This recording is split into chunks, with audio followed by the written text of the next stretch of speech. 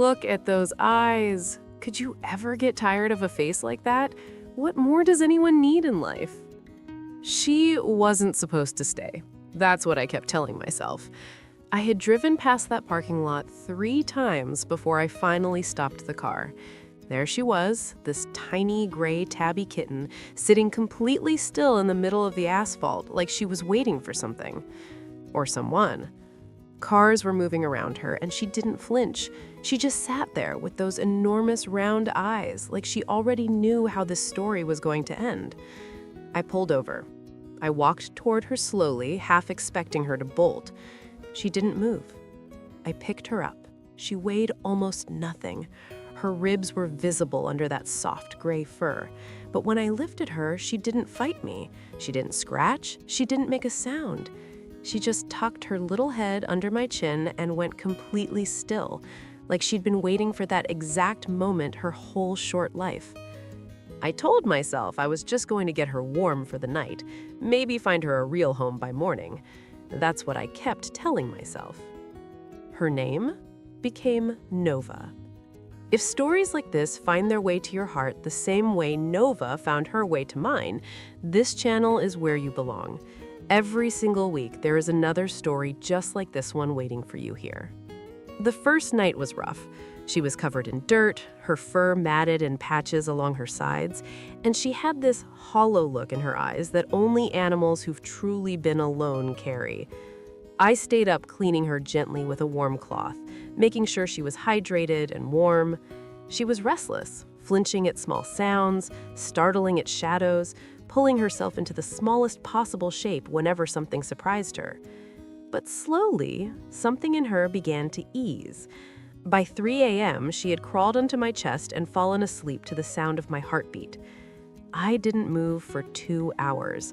I just lay there in the dark, feeling this tiny creature breathe, thinking about how close I had come to driving past her entirely. The next morning was when everything changed. Nova woke up before me. When I opened my eyes, she was sitting 6 inches from my face, studying me with those big round eyes like she was running a very serious assessment of my character and hadn't quite reached a verdict yet. I said good morning. She blinked slowly. I've since learned that a slow blink from a cat is basically the closest thing they have to saying, "I trust you." She gave me that before she'd even had breakfast, before she even knew my name. If you've ever had an animal look at you like that, really look at you like they're seeing something worth staying for, you already know what happened next. She was mine, I was hers. No discussion needed. Nova's personality came out slowly, the way sunlight comes through curtains in the morning. At first, she stayed close and cautious, always within a few feet of wherever I was. She'd follow me from the bedroom to the kitchen, sit near my feet while I made coffee, watching everything with that calm, serious expression she still has today. Then one afternoon, something shifted. I was walking down the hallway and heard these tiny, rapid footsteps behind me. I turned around, and there she was, trotting after me with her tail straight up like a little flag, completely unbothered, like she'd been doing it her whole life. I laughed. She stopped, looked at me, then kept walking right past me like, "I'm not following you, I just happened to be going the same direction." From that day on, she followed me everywhere, no exceptions. She followed me to the bathroom. She followed me to my desk. She sat directly on my laptop during work calls with the kind of confidence that suggested she genuinely believed she was running the meeting. Honestly, she wasn't entirely wrong. The playtime was something else entirely. Nova would crouch at the far end of the hallway, completely flat against the floor, tail twitching with intense focus, and then launch herself at absolutely nothing, pure, magnificent chaos in a 5-pound gray body. Then she'd sit down, clean her face, and act like nothing had happened. No acknowledgement, no explanation. Does your cat do this too? Drop their name in the comments. I want to hear every single one. But underneath all the chaos was something quieter, something that mattered far more. Nova had come from a frightening place. Whatever her life had been before that parking lot, it hadn't been safe or consistent. Animals that have truly been alone carry that with them. a low hum of anxiety that doesn't disappear overnight, no matter how warm their new bed is.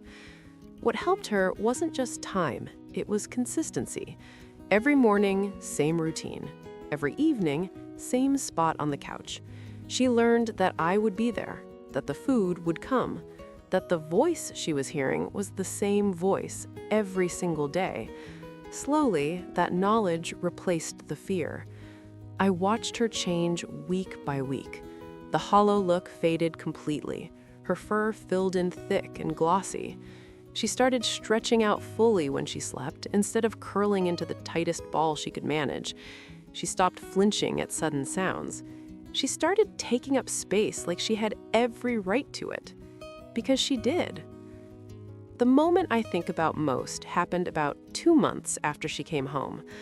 I was having a rough night, the kind where nothing specific is wrong, but everything feels heavier than it should.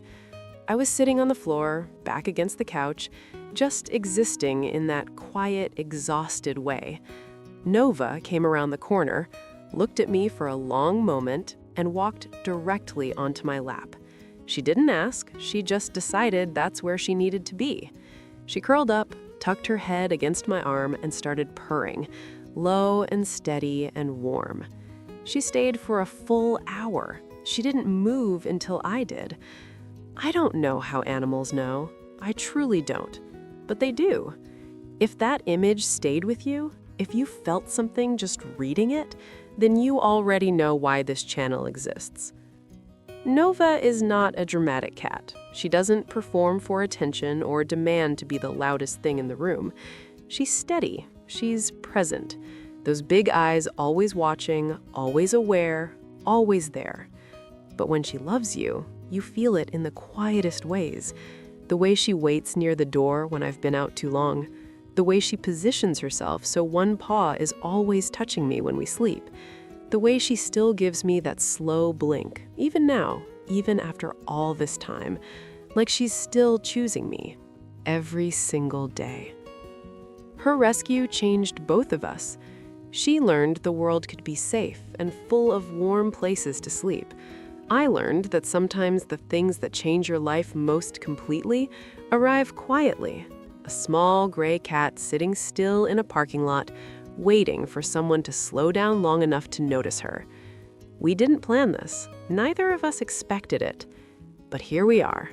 So I have to ask, if you had been driving past that parking lot that day, would you have stopped? Or would you have told yourself someone else would handle it?